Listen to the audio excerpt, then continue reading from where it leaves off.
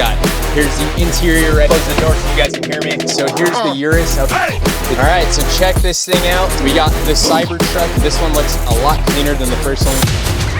All right, guys, so right now we're headed to Mannheim, which is one of the biggest car auctions in the entire US. It's a dealers only auction, so you have to have a dealership license to get into here, but we're gonna go check out some cars, and I'm also gonna explain to you guys the steps in starting a used car dealership business. I'm gonna try and give you guys my personal experience, and I'm also gonna try and save you guys a ton of time because there's a lot that I wish I would have known before getting started, and it would have made my life so much easier. So hopefully this video will make anyone else's life super easy for getting into this industry. This auction sells thousands of cars every single week. When we show up there, you're gonna see they have like a giant lot that's the size of probably like 5 or 6 football fields, and there's gonna be nothing but parked cars. They're all gonna have their keys inside, and we're gonna be able to go through every single one, check them out. I'm pretty sure they don't allow cameras in this auction, so I'm gonna try and keep mine as low key as possible. I'm gonna try and fit it in my pocket just to get it inside. So this auction is actually where car dealers buy their cars in order to sell them to you guys. The prices at these auctions are unbeatable anywhere else. This is literally the best possible price you can get for any vehicle, and of course, like I said, you do have to have a dealership license in order to get into these auctions. Right back here, we have my dealership plate. When you become a licensed dealer, they give you one of these, and you can slap it on any car that you own, and that gives you the ability to drive it anywhere you want for basically as long as you own it. California is probably the most tough state to get yours in, so anything that I'm talking about right now is probably way easier to do in any other state. It's about a 30-minute drive. Let's go ahead and go. I'm alone, I'm a broken home. All right, guys, so I started my used car dealership right out of high school. I started going to public auctions called OPG auctions, and once you buy and sell about 3 cars, California DMV is like, you got to get a used car dealership license in order to keep doing this. So at first I was kind of freaking out. I was telling people, I was like, I'm trying to get my dealership license, and they kept telling me, oh, you just need a ton of money to do it. You're gonna need like 50 grand or 100 grand. And I quickly realized they don't know what they're talking about. I was able to get licensed for $3,500. That was a wholesale only license, and then like 6 months later I upgraded it to a retail license, and my retail license cost me $5,500. So if you're thinking about getting into this, don't be discouraged. People are gonna tell you you need a ton of money, and like a ton of money does help, don't get me wrong, because you can buy way more cars than you'd normally be able to buy, but you totally don't need like 30 or 40 grand upfront capital. All right, so when you're first getting started, there's 2 different types of used car dealers. There's wholesale dealers. A wholesale dealer can actually operate out of their garage. Your garage has to comply with a few different things. It's got to be on the ground floor, and you have to have an office that connects directly to the outside. All right, so wholesale dealers can only sell to other dealers or at dealer auctions. You wouldn't be able to buy a car and sell it to yourself. The only people who can sell to the public are retail dealers. But this comes in handy because if you're not 100% sure on if this is something you want to do, you can get your wholesale license and just kind of test it out. With your wholesale license, you can still get into the auctions. The only thing is, if you want to sell a car to someone, you have to find a retail dealer to process the transaction for you, and they are going to charge you. All right, so to start a wholesale car dealership, you have to have a $10,000 bond. That's the bare minimum. And with that bond amount, you can only sell up to 24 cars per year. If you sell over 24 cars per year, you have to up it to a $50,000 bond. Now, a lot of people are probably like, oh crap, like a $10,000 and a $50,000 bond, that's gonna be super expensive. But believe it or not, it's not. It's not gonna cost you that much money. Your bond price is gonna be based on your credit score. So when I was first getting started, I didn't have a credit score. I was literally like 18, 19, and the first bond I wanted, they quoted me like $3,000. Since you have a year to actually get your dealership license from the time that you take the first exam with DMV, that gave me time to actually build up my credit a bit, and I finally got a bond, and it cost me $500. And that was for the $10,000 bond. The $50,000 bond costs roughly $1,000. But the real license you want is the retail license, because even though it costs more money to get, you can generate so much more in sales. Most of the cars that I bought with my wholesale license, I could have made double the profit if I had a retailer license. And one really quick thing you guys need to know is that when you're a retail dealer, before you can sell the car, you have to get it smogged before you can sell it. So that means any car that you buy, you're gonna have to fix up to the point where it passes smog. So if you don't know anything about cars, for sure, this is not your industry. Especially selling like the lower end cars, you're for sure gonna wanna have some experience fixing up cars, or just like knowing what signs to look out for when a car's not good. You're gonna wanna know when a car has like flood damage, or someone has cleared the code so you can't tell exactly what's wrong with it. Or at minimum, have a friend or a really good mechanic shop that you go to that's not gonna overcharge charge you. The biggest difference in getting a wholesale license and a retail license is finding a proper office location. All right, so now I'm gonna give you guys some hardcore tips. If you live in a really big city, the city business licensing department is gonna make you get a conditional use permit, which costs so much money. I live in Los Angeles County and they cost $10,000. But there is a really big loophole. Legally, you don't have to open your dealership within the county that you live in. So I went over to San Bernardino County, found an office, and that county doesn't require a conditional use permit. So literally saved me $10,000. Now keep in mind, whenever you sell a car, you're legally supposed to do the paperwork in your office, so you might have to drive quite a bit of ways to actually get the transaction done and stuff. But honestly, so worth it. And just so you guys know, my office was super small. It was only like 10 by 10. I paid like $500 a month for it. They do also require you to have 2 designated parking spots for your dealership. And there's like a bunch of tedious stuff, like you have to have certain things within your office, like you have to have a cell phone, a locking file cabinet, a sign on the door, and then your parking spots have to be marked out. But most building owners know exactly what dealerships need. And they're super cool to help you like get everything together and get your photos sent to DMV. All right guys, so another thing about being a used car dealership is that you don't have to mess with the regular DMV where the lines are always stupid long. You have a specific DMV called the Inspector's DMV that's designated just for dealers. The lines aren't as crazy. It's much easier to get in and get out. And yeah, it's super nice. Because imagine if you had to wait in the regular DMV lines, every car sale would take forever. All right guys, so the very first thing that every single used car dealership has to do in order to even start the process of getting licensed is take the dealership pre-licensing course. I'm gonna post a link to one in the description. I don't get paid by them at all, but this is the one that I went to. And honestly, it's so much easier nowadays because you could take it all online. Because once COVID hit, everything went online and you don't even have to show up in person anymore. So you guys could like literally start the process right now. Mine costs 150 bucks. I'm pretty sure it's cheaper now. It costs 99 bucks, but I used one called motorsportsmarket.com. I don't know if my original instructor's still there. That guy was super cool. He's really big into selling classic cars. So if you notice, a lot of the really wealthy dealers, all they do is sell classic cars. All right guys, but anyway, the pre-licensing course usually takes, I wanna say like 5 to 7 hours for mine. I don't know if it's quicker nowadays, but at the end of that class, they're gonna give you a test and you have to pass the test in order to get your certificate. All right, so after you get your certificate of completion, you're gonna go ahead and take the Inspector's DMV written exam, and it's just gonna be a 50 question exam. Probably is gonna take like an hour. It is timed. You do have to finish it within the time limit, but they for sure give you enough time to do it. All right, so once you pass that test, you have 1 year to file your dealership application.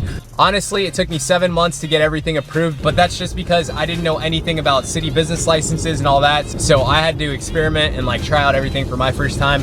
Keep in mind, this was the very first business I've ever started. It was the first time I've ever filed for an LLC or anything, so I literally knew nothing about this. But it's honestly a lot easier than what you'd expect. It's a lot of paperwork, but it's really just stuff you have to do one time. Like you get so much more paperwork in like a college class than what you have to do to become a dealer. All right, so we're pulling up right now. I'll catch you guys when we're inside. All right guys, so this is the main auction house. This is where all the madness goes down on auction day. Yeah, you'll have nothing but auctioneers up here. The first section I'm gonna check out is the exotic section, just because that's like right in the front. These cars are kept off the lot, obviously because they're expensive. You can see right there, we got a McLaren right there. Let's see, another McLaren right here. And then behind the McLaren, there's a Porsche. All right guys, check this thing out. It's a 2018. It's got 19,000 miles on it. Let's see if it opens up. Here's the interior right there. Check out the yellow seat belts on this thing. I'm gonna go ahead and start this thing up. Close the door so you guys can hear me. It struggled a little bit turning on. It's probably not a big deal. I don't see any check engine lights, but you cannot trust auction cars when it comes to check engine lights. Dealers clear them all the time to try and get higher prices at auction, so you really need to know what you're looking for when it comes to buying a car. All right, so one of the most fun cars I bought with my dealer's license is a Porsche. It was a Porsche Boxster, convertible, everything, and I bought it for dirt cheap. I got such a stupid good deal on that car. It was an older one, but it was still fixed up and it really looked nice. All right, let's go ahead and move on to the next one. McLaren, let's see if this is open. Genuinely don't know how to get into a McLaren. All right, so here's the Urus I was telling you guys about.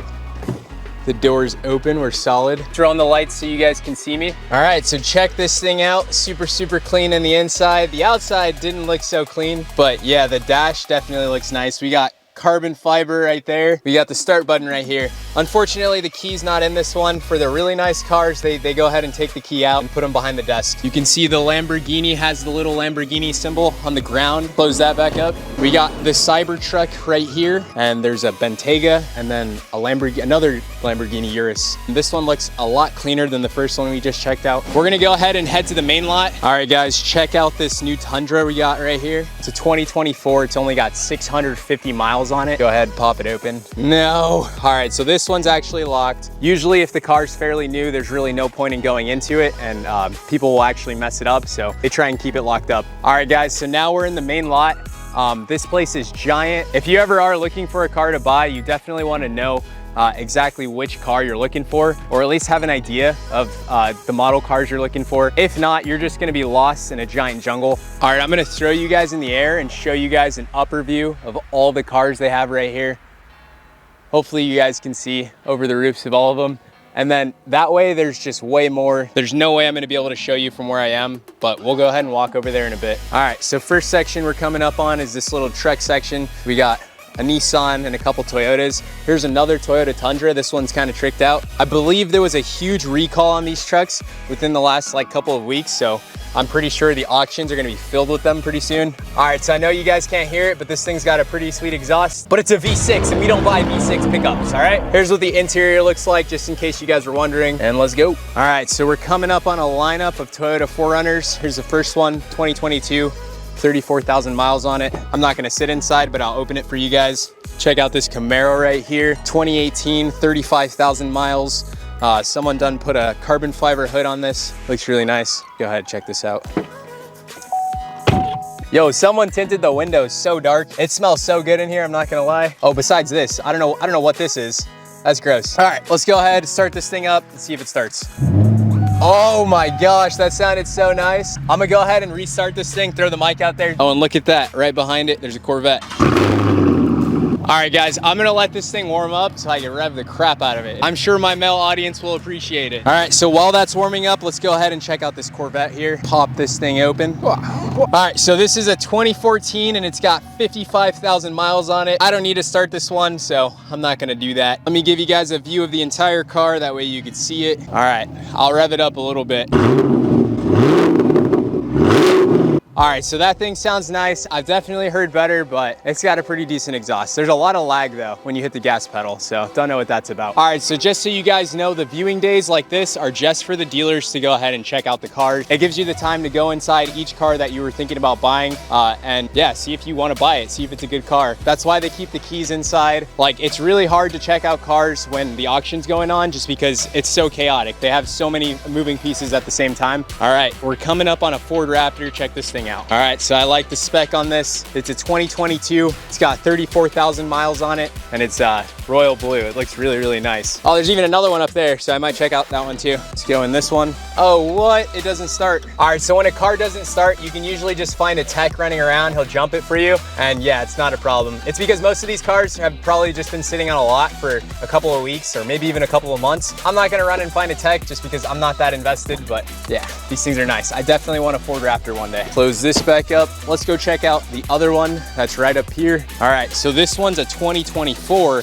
and it only has 295 miles on the odometer. Here, I'll show you guys the front really quick. There we go. This one started no problem. There's what the dash looks like. Yo, the AC feels so good. Almost makes me want to just stay in here for like 15 minutes. All right, we're gonna move on. All right, guys, so I see two Bentleys. We got this one right here, it's a convertible, and then there's another one. Oh, there's three. There's a Bentayga right there, and then there's another Bentayga like 2 or 3 cars back. I'm not like the biggest Bentley fan. I'd rather have a Rolls Royce than a Bentley, but this one looks fairly new. 2016. 54,000 miles on it. Check that out. Let's go inside. Yo, the seat's way too far forward. Let me back that up really quick. I really like the interior though. These things are nice. We got the paddle shifters back here. Let's go ahead and give this thing a start. Oh, and just kidding, they did not leave the key in this one. I'll just show you guys the interior and then I'll head out. All right, guys, so just so you can see, that's the auction building right there. You can see all the garage doors are numbered. Let me try and zoom in for you guys so you can see better. There we go. So on auction day, all of those doors are gonna be open and there's gonna be auctioneers at each number. All right, guys, so here's an example of something that'll probably go really cheap.